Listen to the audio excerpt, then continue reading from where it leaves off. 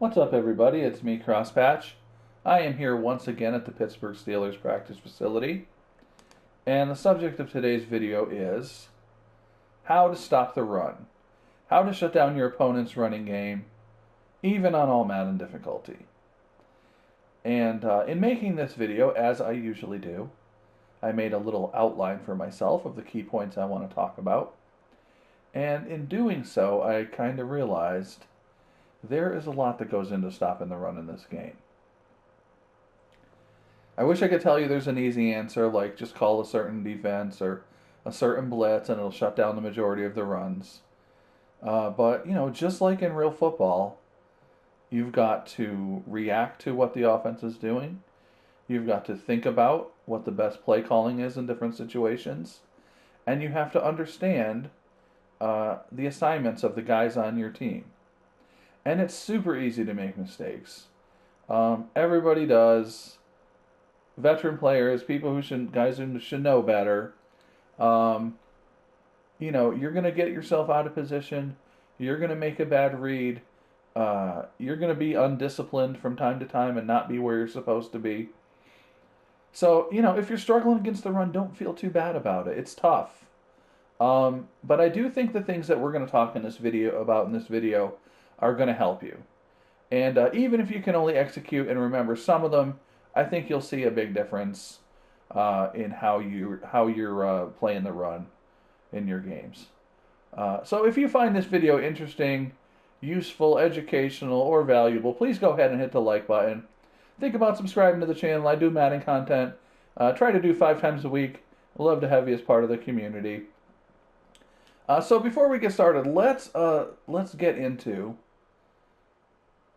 one of the most important questions in the history of mankind. Which is better, a 4-3 defense or a 3-4 defense? Which is better at stopping the run, and which is better altogether? Obviously, there's no correct answer to that, right? Defenses at every level use both schemes effectively.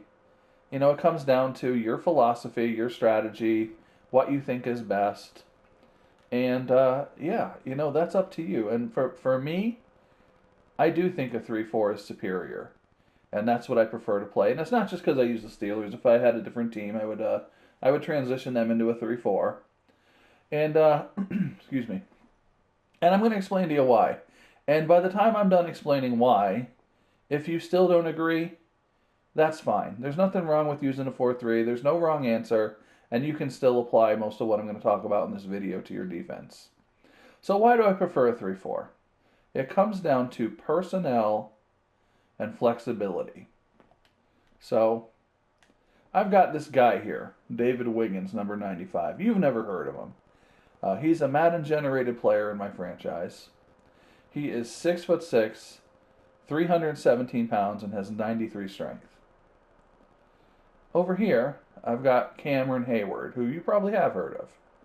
He is 6'5", 295 pounds, and has 94 strength. Over here, at the other defensive end, I have Stephon Tuitt, 6'6", 303 pounds, 91 strength.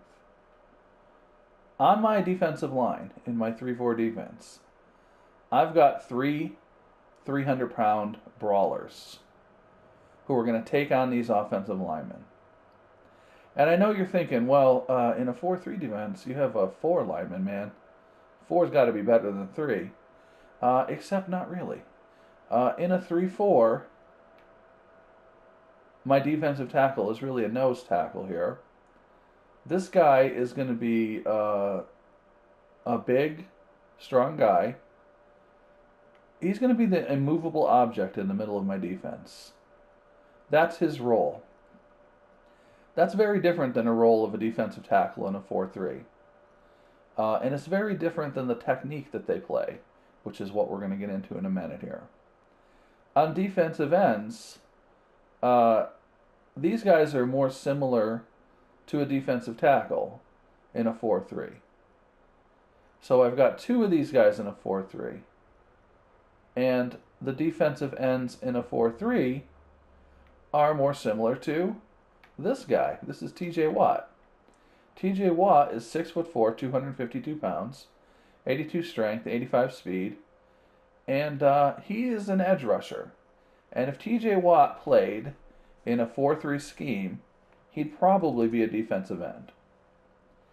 So in a 4-3, you've got two of these guys and two of these guys, two defensive, essentially tackles, and two defensive ends that are edge rushers.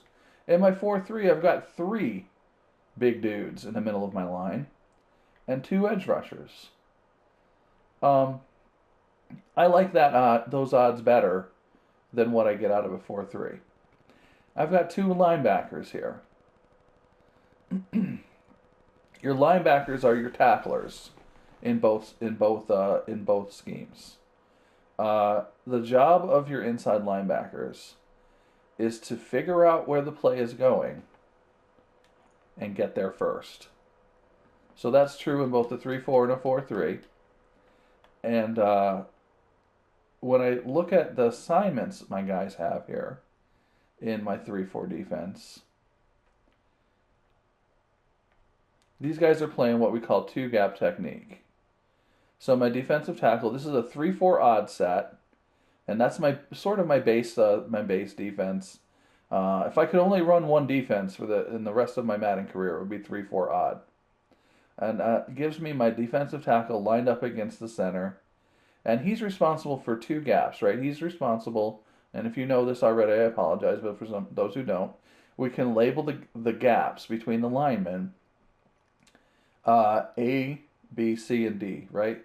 So the gaps between the center and the guard on both sides of the center are the A gaps. And then we have B. Between the tackle and tight end is C. And out here we could call D, or just the edge. So my nose tackle here is not picking a side as a defensive tackle usually would in a 4-3. He's playing straight up, and he's responsible for both of those gaps. Same with my defensive ends here. Playing head up on the offensive tackle, and they are responsible for the B and C gaps. So every gap is accounted for in my 3-4 odd base alignment. And I've got my cleanup crew back here, the linebackers.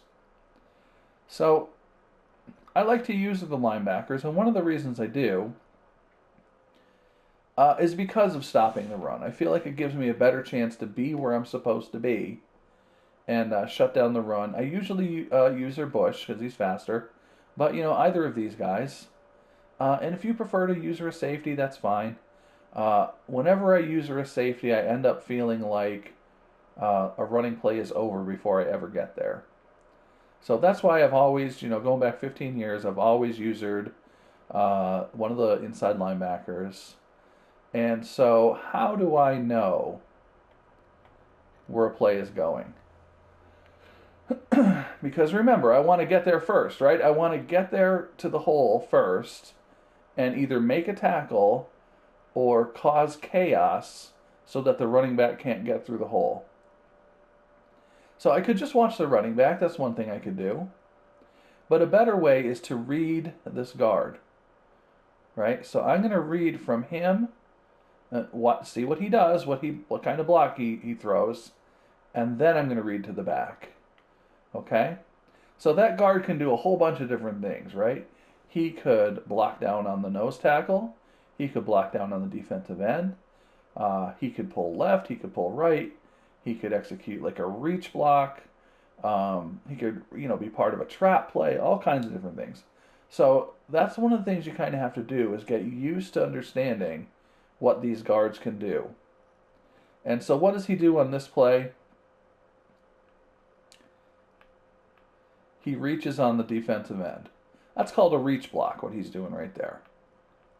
Right? So he's not in very good position to make the block, but he's going to quickly kind of jump out there and get outside position, if he can, on that defensive end.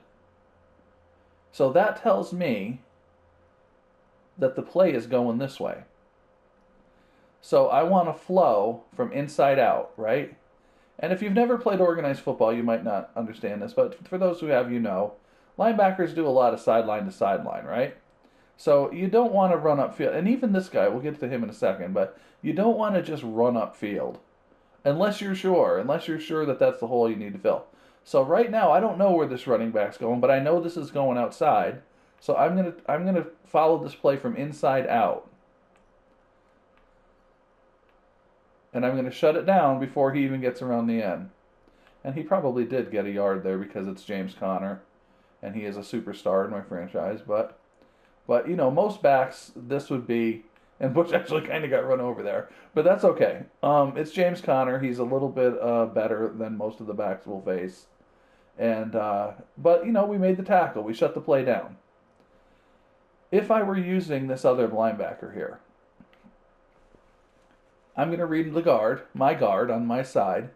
He's blocking. He's reaching as well. He's trying to reach on this defensive tackle. So I'm going to flow this way.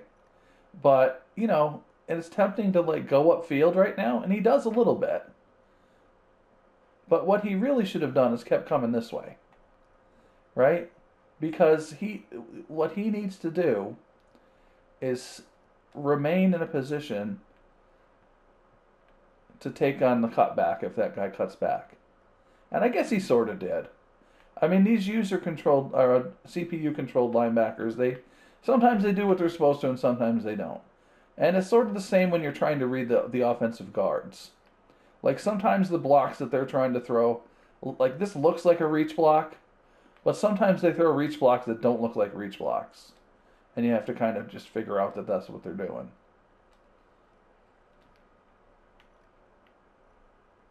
So if you want to play a straight up 3-4 with the 3-4 odd in this setup, that's fine. But for me, I feel like it puts me in a little bit of a bad position as a linebacker, as a controlling the linebacker. And that's because this guard, number 66, has a straight shot at me. He can run right at me if he wants to. I don't like that. And you know, some teams do play that way. But what I prefer to do, we'll go back into live practice here. I'm going to shift my defense strong. Shift my defensive line to the strong side. And God only knows what play we're going to get here, but hopefully. Alright, so we shut that one down too. So let's take a look at that one. So this changes things a little bit when I shift the defensive line that way. For one thing, it moves my nose tackle, my immovable object, excuse me. It moves him into this A gap here, right? He's now playing this A gap. Oops, my camera work is horrible. Horrible camera work. So this presents a problem for these offensive linemen on this side of the play where the play is going. Because they have to get him out of there if they want to run through there. Also, I stack behind him. So by stacking like this, it makes it harder for the offensive lineman to get to me. And the other linebacker, I can't control what he does, but he's sort of doing it too. And, you know, depending on what play I've called, he may or may not do it. But, you know, for me, controlling the inside linebacker, I like to be stacked behind a defensive lineman. And if I were shifted, like if I were playing this linebacker and you know, the strong side was the other direction, as it is here from his perspective, I'm stacking behind this defensive end. Right? So shift the defensive line to the strong side.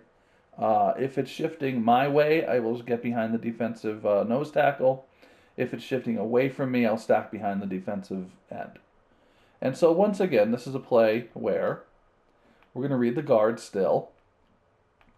And he's going to double team the nose tackle. He kind of has to, right? Like if they want the play to come through here, he has to. So he's going to double team the nose tackle. And that tells me where the play's going. And TJ Watt makes a nice play here to get inside, although that really wasn't what he should have done. So that tells me where the play's going. And I can get there first.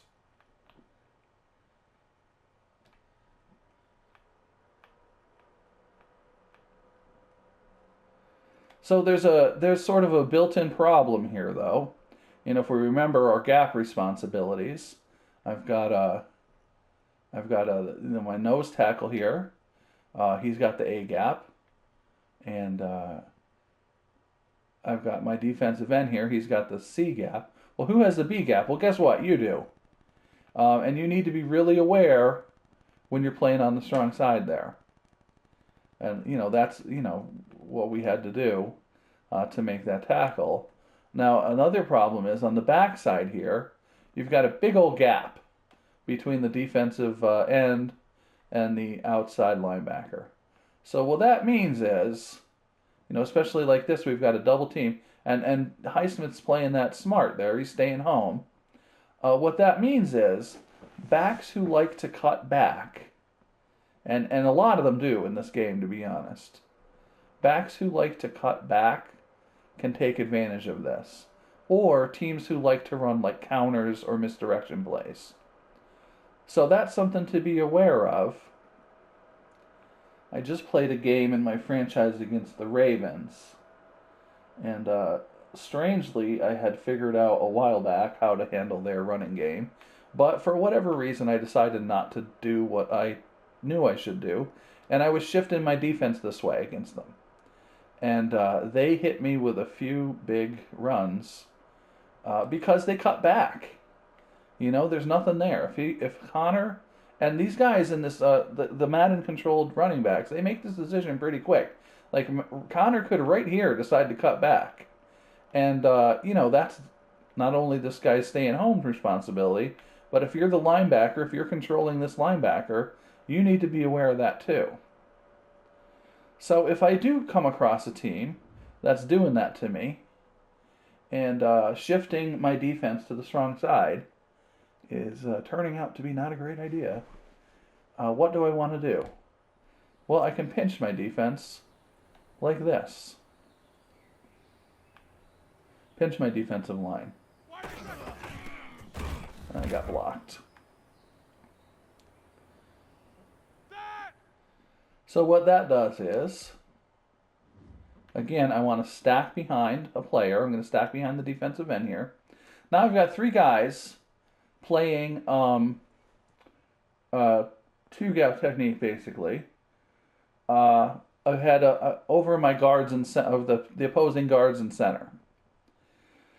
And we can see the weakness to this too, right? So I use this against teams that like to run up the middle, and I use this against teams like the Ravens who run options.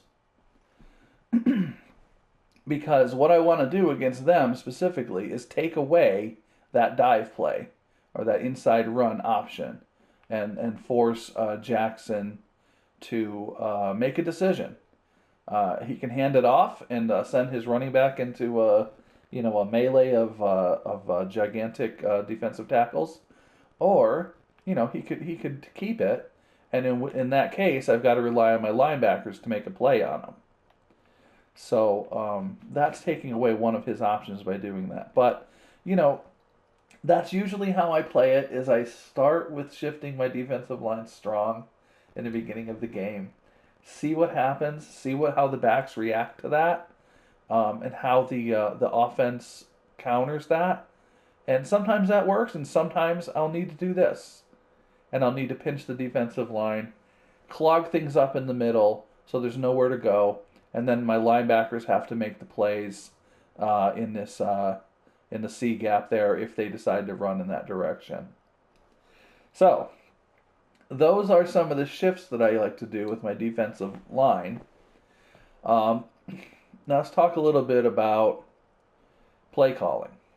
So I've got, throughout this tutorial so far, I've been using just the regular Cover 3 Sky, or whatever it's called, which is not what I like to call against a running play, like when I think they're going to run.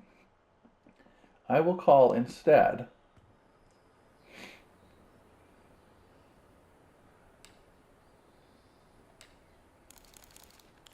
something like this: pinch buck 0. So what this does is it has all of my linebackers coming downhill, and this is kind of, it's not really like it's not technically a gap blitz, but it functions kind of the same.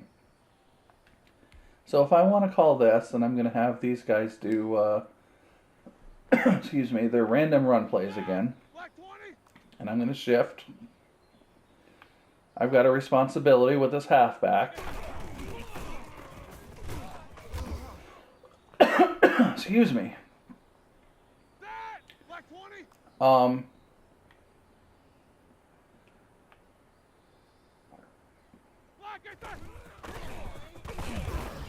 right, so let's take a look at how this goes.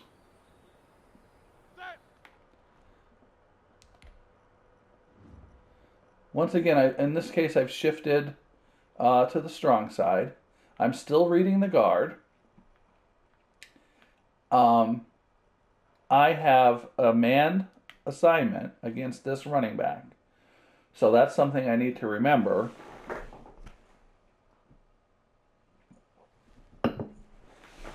If this turns into a pass play.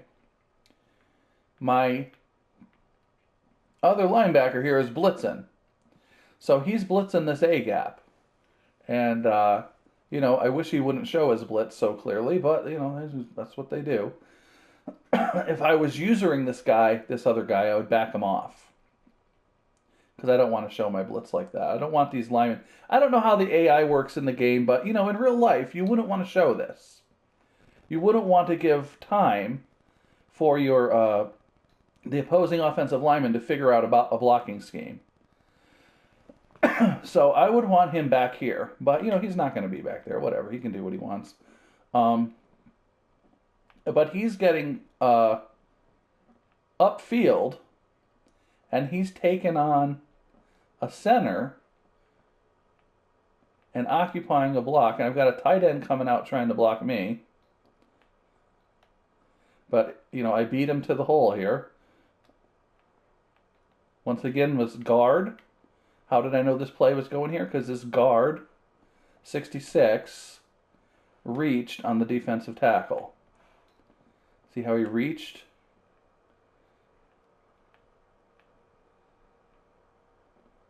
And I beat him to the hole. And I didn't make the tackle, but I made him alter his course, and we shut it down. So when I call these blitzes, I get everybody coming upfield. I get these guys, these defensive ends, our outside linebackers coming upfield.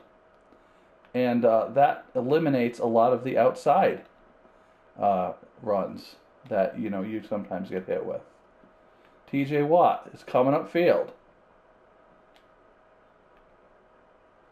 My safeties are playing closer to the line because they have man-to-man coverage.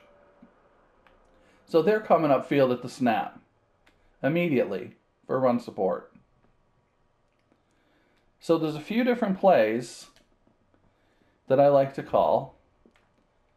And honestly, I don't even care if they're in like a 3 wide receiver set. If it's first down, this is what I'm going with.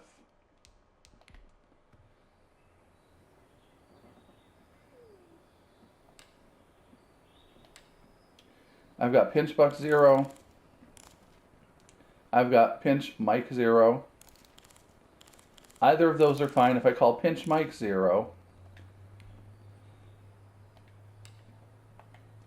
I believe that the only difference is here we go.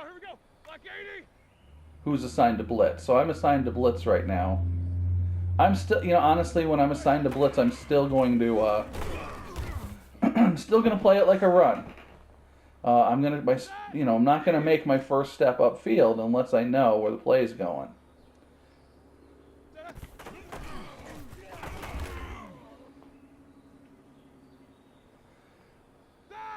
This is a very aggressive way to play defense.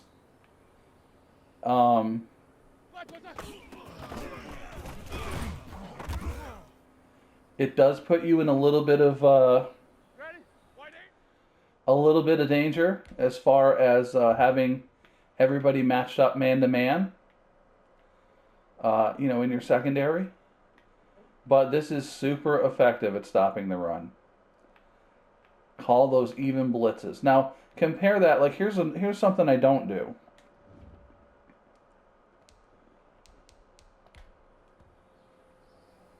Usually. Sometimes I'll mix it up.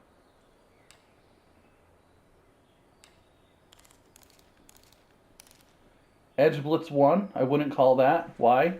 Because I'm committing to one side. It's not an even blitz. I want, like I said, they're not really gap blitzes, but that's how I'm trying to use them. I want something like this pinch buck 0, where I've got everybody coming upfield. And yeah, it puts my guys in man-to-man coverage, but if you're trying to stop the run, this is a good way to do it. Now, what about all these other formations here, or these other defensive sets? These other 3-4 alignments over, there's over under some of the other ones. They're basically just putting your defensive lineman in a different position from the get-go. Now you can adjust them, of course, but kind of experiment with them. I'll use them occasionally, like if I'm going to use a 3-4 over here. Again, this is a gap blitz kind of thing.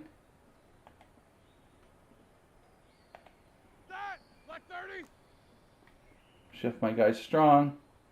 I'll stack behind this defensive nose tackle.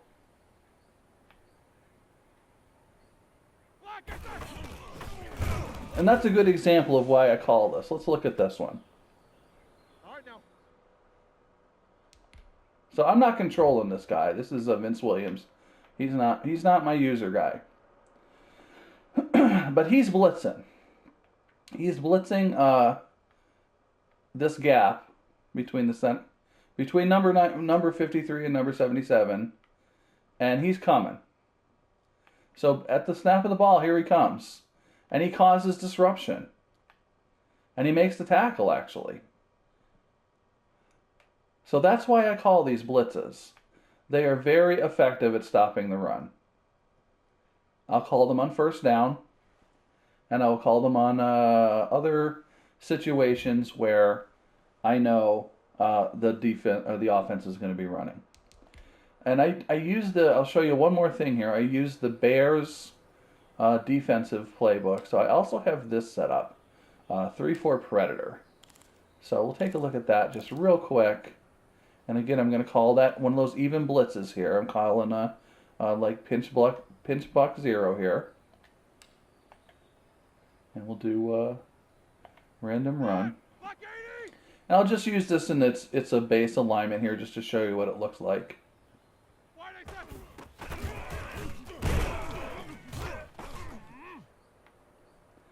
So this is an example of how you can, even if you have 3-4 personnel, you can do like a 4-3 look. So see, this is taking my my 3-down linemen and shifting them a little bit to the strong side. And it's taking this guy's playing like a jack linebacker kind of position, TJ Watt here. He's playing like a hybrid defensive end outside linebacker. And so that's just another look you can use, mix it up, experiment with different things. Finally, what about running the ball or defending against the run when the team has like 4 wide receivers on the field? So that's a tough one, right? I think a lot of the same rules apply, but I like to use nickels formations that give me run stoppers on the field as well. Right, so one of my, I think if you have these in your playbook, the 3-3-5 will, the straight up 3-3-5, the Bears have this 3-3-5 wide. All of these put, basically the only difference in personnel here is that my nose tackle is out and I've got a nickel corner coming in. I've got the same linebackers in the game. I've got the same defensive ends in the game, and is it as effective as running the 3-4 odd? Absolutely not. But you've got the personnel to stop the run, and they can hit you for some big gains, absolutely. But you compare that to going like straight to a dime, where you've got a bunch of corners on the field. And, you know, again, these are the kinds of things you have to sort of feel out throughout a game and try to determine, you know, your best course of action as the game plays out. I got totally pushed out of the play on that one. Uh, so that's about it, I think. If you have any questions, please let me know in the comments section. I hope you found this video helpful. Please go ahead and take a second to hit the like button. And remember, you know, when you're trying to defend against the run, uh, you know, things sometimes don't go as you planned. And you have to kind of adjust. You have to try different things, try different fronts, different blitzes, you know, and just do your best to shut it down. Try to be disciplined and be where you're supposed to be. Read that guard, read from guard to backfield, and, you know, carry out your assignments as best you can. And I think you're going to find out that it goes a little bit better. So thanks a lot for watching. I really appreciate you hanging out here. I hope you enjoyed it, and I will see you next video.